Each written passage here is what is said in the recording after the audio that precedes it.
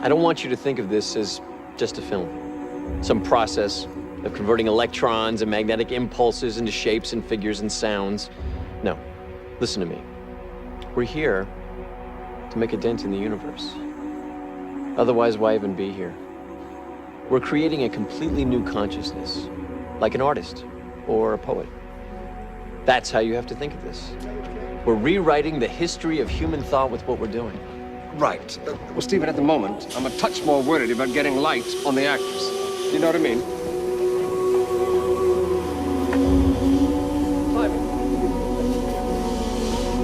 We have to think of ourselves as artists. And it's like Picasso said, good artists copy, great artists steal. This is who we wanted to steal from, Xerox. They were secretly developing all this amazing stuff like the mouse and the graphics on the screen instead of just a bunch of numbers. But when those California engineers had to go to New York and present all this neat stuff to the Xerox brass, those executives didn't begin to understand what they were looking at. Never mind a mouse, it was like someone dumped a dead rat on the boardroom table.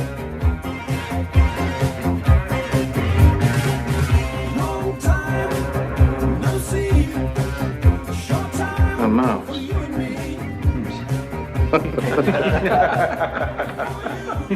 You want Xerox to consider something called a mouse? Is it an integer or is it compound? I don't know. Is your operating system converted to executable codes? I got it, Steve-O, I got it. What does you understand? What is the middle?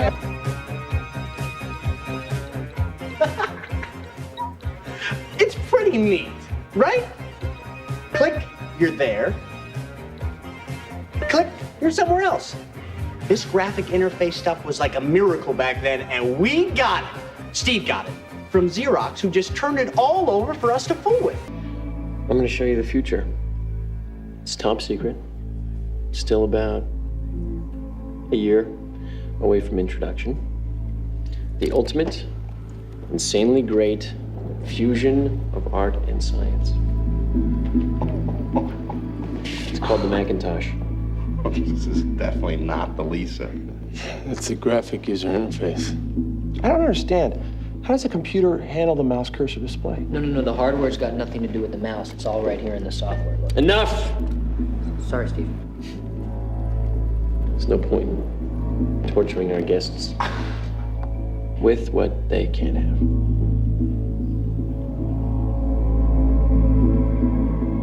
We're artists here.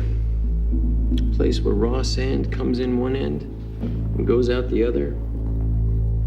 Silicon art. You know, IBM, they're gonna want all our stuff. IBM? IBM, their history. I mean, they're 1950s, they're Ice America, they're a bloated enemy in a crumbling castle. And we're storming it. I know IBM is the enemy, Steve, but we can help you. You don't have to worry about IBM.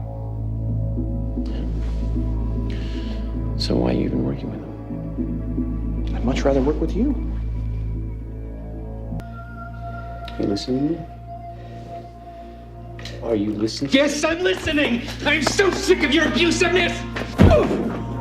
That's all you know! Tearing people down, throwing tantrums! You miserable son of a bitch! What are you doing?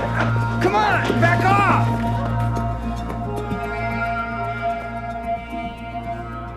It's called DOS. This is amazing. But not just amazing, it's historic. It should be taught in all the history books. I mean, hung and framed in the National Gallery or something. Because this is the instant of creation of one of the greatest fortunes in the history of the world. I mean, Bill Gates is the richest guy in the world because of what started in this room. You wanna know what else? It wasn't exactly smoke and mirrors, but we didn't have anything. I mean, not a damn thing. Here we were, this 2-bit little outfit telling IBM we had the answer to their problems. The DOS, the disk operating system, to make all those zillion IBM computers compute. I mean, we didn't even remotely own anything like what Bill was selling them. Nada. Zip.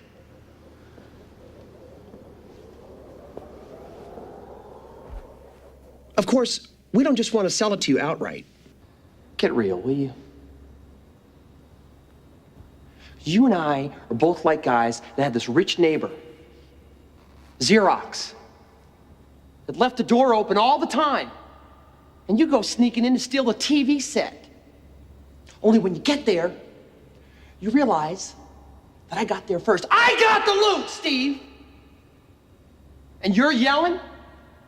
That's not fair? I wanted to try to steal it first.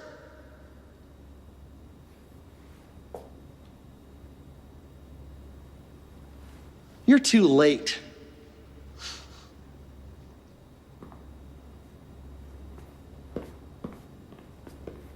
We're better than you are.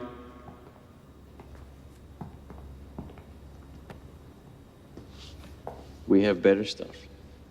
You don't get it, Steve. That doesn't matter.